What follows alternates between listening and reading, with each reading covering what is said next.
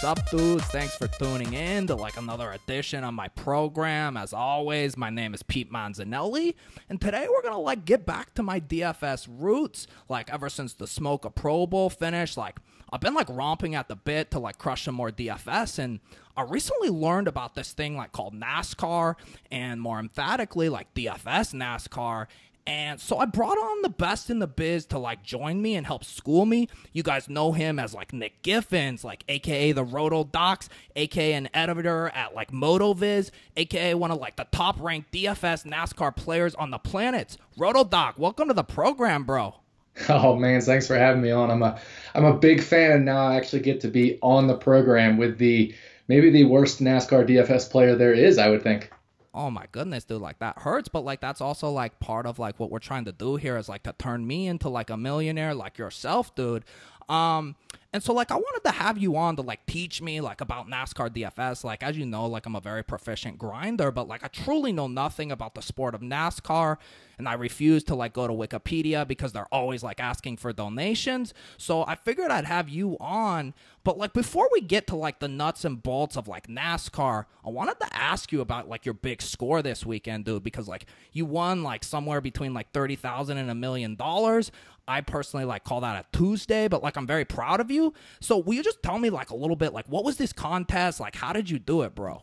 Yeah, well, I guess I'm not asking for any donations after this past weekend, but it was, so this coming weekend is the Daytona 500, and prior to the Daytona 500, NASCAR has an exhibition race where there's a subset of the drivers get to race it based off certain qualifications to meet entry for this race. And since it's an exhibition race, the drivers don't give a crap whether they finish second or dead last, as long as if they're not winning. So the whole point of the race is to win the damn thing. So that usually leads to a lot of carnage, a lot of mayhem, a lot of just crazy random stuff that happens in the race. And so I just take advantage of that. I take advantage of the fact that everybody thinks they know what's going to happen, but nobody actually knows what's going to happen. And so, yeah, I ended up winning the slate. I got first place. I actually tied for first place, but then I also got third, fourth, tied for fifth and seventh. So I actually had the top five lineups in the whole slate. If you count the ties in there, I actually had the best five lineups. So it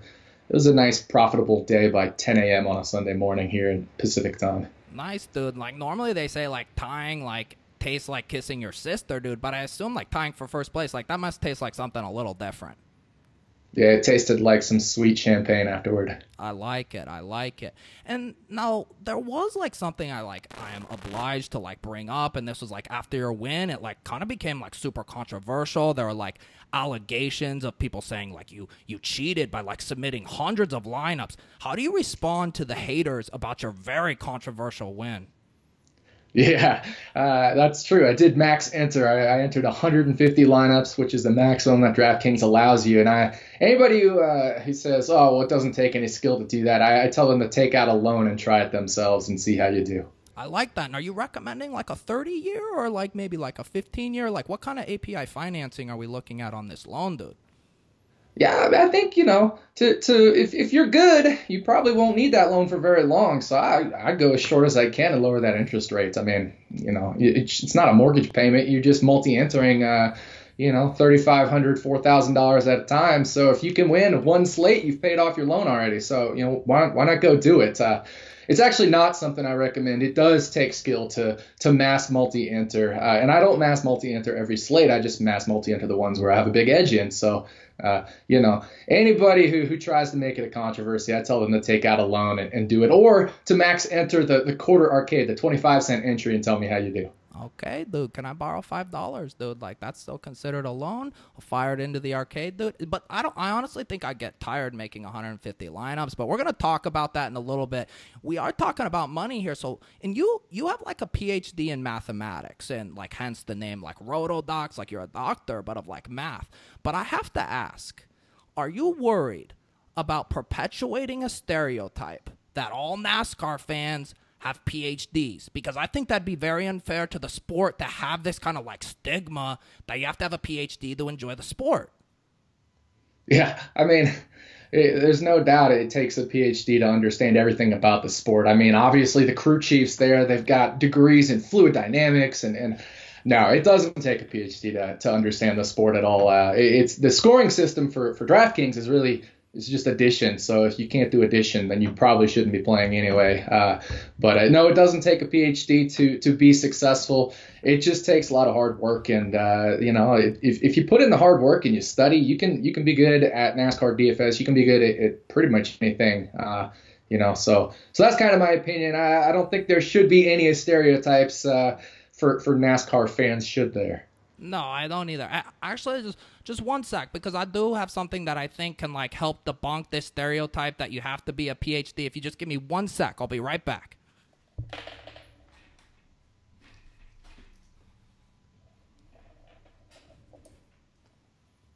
Okay, dude, we're back, dude. I just wanted to kind of take NASCAR back for the real salt of the earth people, the ones that like titties and beer, dude, not these high flouting PhDs. So I hope you understand this is just so people know that everybody can like NASCAR. Are you okay with this? Yeah, man, make NASCAR great again. Okay, excellent. All right, so let's get into it. I've never watched the race before. It seems super cool, but let's just assume that I didn't necessarily super excited to watch. How would you make a case to me? What would your value proposition be to me of why I should start watching NASCAR go in circles? Well, first of all, it's more than just going in circles. It's going left and then going straight and then going left and then going straight. So it's not quite so. Ovals, man. They're called ovals. So you got to learn your shapes, first of all. Second of all, the reason you should get into NASCAR watching it is because, dude, it is the best sweat in DFS. I mean, we look at NFL. You can't go from 70,000th place to first place in the last quarter of the last game of the NFL, the last minute of the last game of the NFL slate. But in NASCAR, you can go from my winning lineup was probably somewhere in 2000th place, and then going into the last lap, or the last corner of the last lap, it was in 2000th place, and then they had that wreck on the last lap, and all of a sudden all my guys came to the front, and I was first place after that. So it's the best sweat in DFS, and hey, everybody likes to watch the crashes, but sometimes even the races without crashes can be pretty competitive just from a strategy standpoint. For sure. One other basic question, I've seen all the Fast and the Furious movies. How accurate of a depiction of NASCAR are those movies? Not really at all. I think although I will say, I saw Fast 5 with Robbie Gordon, former NASCAR driver Robbie Gordon. I actually sat next to him. I'm a big Robbie Gordon fan, and he was doing he was sponsored by Fast 5, so we did some promo. Sat next to him in the movie theater. I did the yawn and the reach, and got some popcorn there with him. So it was a nice bromance. I like that. Very romantic. Oh, another question about NASCAR. Is that the one where you get to pour the milk on you if you win? Yeah, that's the Indy 500, so IndyCar, but same concept. Usually they pour Budweiser on themselves when they win. Did you say Budweiser, dude? Oh, hell yeah. Do we have a little product placement for this video, dude? I figured I don't know if I want to pour this on me. I have lots of expensive equipment, but dude, I'll definitely the #1 beer of NASCAR fans. Oh, hell yeah. I drank a lot of Budweiser this past weekend as well. Are you even do you get deported if you drink something other than Budweiser while watching NASCAR? Actually, that you might actually. I haven't gotten deported yet, but I probably should watch myself. I mean, no, I only drink Budweiser during NASCAR. Correct answer. Well, let's transfer to the part that everybody wants to know. They all want to get rich like RotoDocs playing DFS NASCAR. So why don't you tell me how does this work? Obviously if your guy gets first place, I assume you do well, but how do these points work? I got to get these DK points, and I got to assume do I get points for wipeouts, dude? Oh, I wish you got points for drivers crashing. No, when your driver crashes, it's not good. The way you get points, obviously, is by where the driver finishes. There's certain more points for finishing higher. But then there's this one thing called place differential, and that's one of the most important things in NASCAR DFS. And what place differential is, it's where your driver starts versus where he finishes, that difference. So if your driver starts 30th and finishes first, he gained 29 places. That's going to get you 29 DraftKings points for place differential. So picking guys that start in the back tends to be a pretty good strategy if they can come forward. So you don't want to just pick any driver that starts in the back, but you want to be able to find the right drivers that start in the back that come forward. The other thing that matters is leading the most laps and getting the fastest laps. We call these drivers the dominators because they dominate the race and they're the fastest ones. So that's kind of it in a nutshell, at least in terms of cash game strategy. If you're doing these 50-50s or double ups, you really want to focus on the dominators and the massive place differential guys. I like that idea about place differential because like it resonates with me because like in the season, like I was very famous for like playing a week 16 Jimmy Garoppolo lineup, and it's like the same idea. Like he's starting in last place on the bench, but like if he comes in and wins, like you get big points. So I feel like that's very like similar logic. Would you not agree? I would say it has pretty much the worst logic in the world, but no, you don't get points for Jimmy Garoppolo coming in off the bench. I mean, he's still got to score his points. I mean, if he throws 10 interceptions, you're pretty screwed even if he comes in off the bench. So, I think you might need some rewiring there of your comparisons. So I've been told. So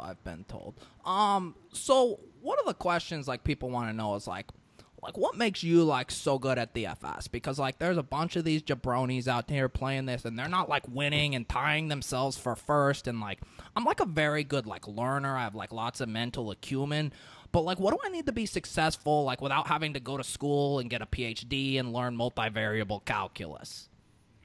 Yeah, well, I think the one thing that I would recommend more than any other, obviously, is to just study a lot and absorb as much information as you can. But the other thing, if you want to win a big tournament, you got to understand game theory. You got to understand the proper way to take advantage of everybody else because you're trying to beat everybody else. So if you can figure out what they're doing and what they're doing wrong, you can take advantage of that. So really understanding how people work and how the masses and the crowds work and figuring out where you can take advantage of that is the number one thing to be a successful DFS tournament player. I love it. If you're not 3 steps ahead, you're 4 behind, dude. So we got the Daytona 500 race coming up. Would you consider that to be like one of the bigger races in the sport?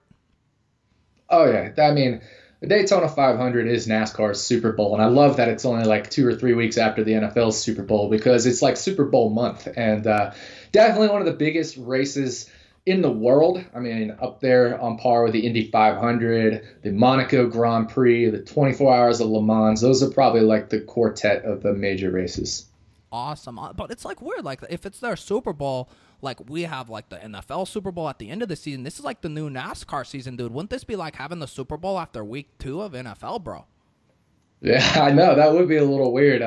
Or maybe even week 1. So, yeah, I mean, can we just, have the Patriots play whoever in week 1 and call it the Super Bowl, right? I like it, dude. I like it. Let's do that. I'll talk to Mr. Goodell. Question. How do I win $30,000 this weekend? Like, I'm figuring I'm going to fire like 2 $5 bullets on DraftKings. What do I need to do to win $30,000 like you?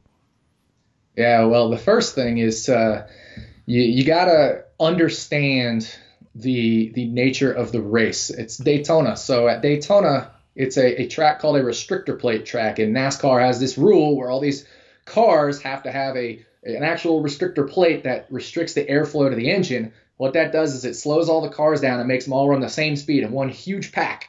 And they can get jumbled up and basically not completely random, but have a very high random order of finishing. So when things are random, you need to take advantage of that. A driver that starts in 30th place is almost just as likely to finish in 30th as he is to finish in 5th. So, that means you want to pick drivers starting in the back at this particular track because he has a likelihood of finishing almost anywhere in the field.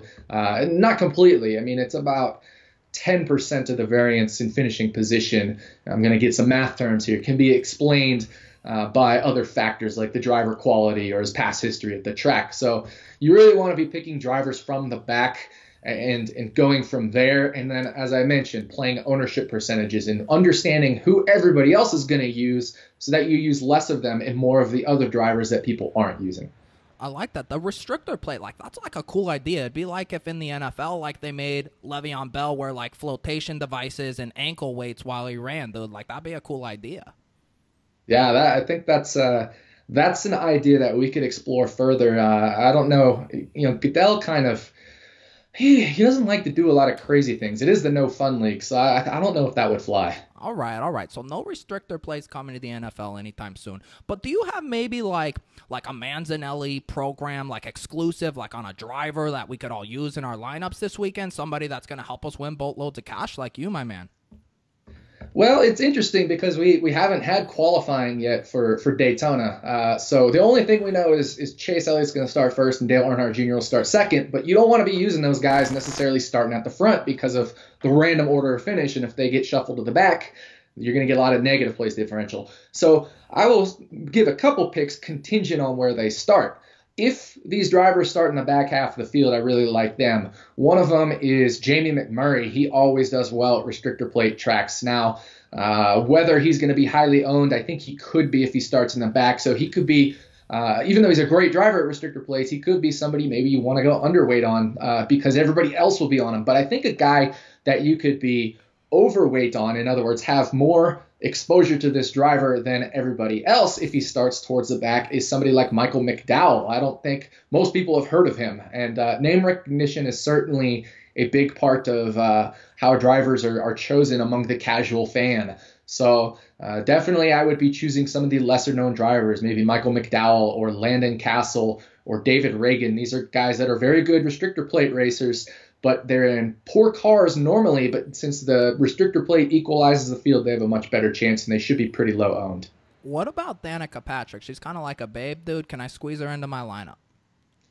Hey, if she starts back there, absolutely. Danica Patrick was the key to winning me this slate this past weekend. She made that exhibition race. She started 12th, which is in the back half of the 17-driver field, and she avoided all the carnage and finished 4th. Now, is she ever going to win the Daytona 500? I seriously doubt it. She has led it a couple different times, and she's even passed Jimmy Johnson to go lead the Daytona 500 a few years ago. But generally, she's not aggressive enough to get out front. But she is good enough. She does have this awareness where she's able to avoid these wrecks. It's something that carried over from her days driving the Indy cars when she ran the Indy 500 and things like that. So she's been very good at avoiding wrecks, especially more recently in her NASCAR career. When she first got to NASCAR, getting used to the car, she spun it out and hit the wall all the time. But now she doesn't do that anymore. I think if she starts in the back, she has a good chance of avoiding a lot of the carnage. And she should be low owned, even though she was low owned last week and did well. I think she'll go low owned again this week because people just don't like her. Yeah, no, I get that, and like they're sexist, dude, and they're not like very awoken like I am and you, dude. But I want to just so you've been like a veritable like fountain of youth and knowledge. Where can people if they want to regularly get your insights and your ideas about NASCAR? Where can they find it? Obviously, they have a strong foundation from this show. Hit them with the deets, bro. Yeah, so of course I got the Rotoviz hoodie there, so that's ROTOVIZ.com, and we have a NASCAR subscription there that you can get, and in it I do picks and articles where I give my best driver picks for both cash games and GPPs. I've got, as you mentioned, a PhD in mathematics, so I have a model that I build that creates very accurate projections, so you can get access to my projections. We also have a couple cool apps. One is an app where you can look up driver splits. So it's called the Splits app. And you can say, okay, I want to look at Dale Earnhardt Jr.'s last 10 restrictor plate races, or his last 20 all races, or his last 5 races from large ovals. So it lets you look up different splits of races for any driver you want and get the stats from those races. The other app is the Multi-Lineup Optimizer app. We're going to be releasing it this week just in time for the Daytona 500. That'll let you be like me and enter 150 lineups with a few clicks of a button. All you have to do is set your driver exposures, maybe from 10 to 20% of driver A and 50 to 60% of Danica Patrick, and set your salary ranges, and all of a sudden you're good to go. You can hit the export to CSV button, upload it right onto DraftKings. Awesome, dude. And if I were to just PayPal you some money, would you sell me some lineups, dude? I won't sell lineups, though. That's not what I do, man. You got to do your own research, but hopefully I'm giving you the knowledge to, win that $30,000 in that $5 entry. Okay, fair enough, fair enough. You're like a man of integrity, and people can appreciate that, dude. So, no, I really appreciate you coming on, and don't forget, people can follow you on Twitter at RotoDoc. Is that correct? Yeah, absolutely. I'm the guy that always sticks to sports on Twitter, so, that's how I roll. All right, well, for Pete Manzinelli, dude, I just want to thank my like super smart guest, Mr. RotoDocs. And this weekend, we're all going to get paid and get laid like RotoDocs. Do you have any final send-offs, sir? No, man, I just wanted to thank you for having me on. And you're right, we're all going to get paid if we just follow good, good DFS logic, good game theory. So let's enjoy the Daytona 500. It's the Super Bowl, and have a couple Budweisers. Can you also just tell my audience that they'll get laid? Because that's kind of like part of it, too. Can you say get paid, get laid? Yeah, get paid, get laid, because that's what the doc does.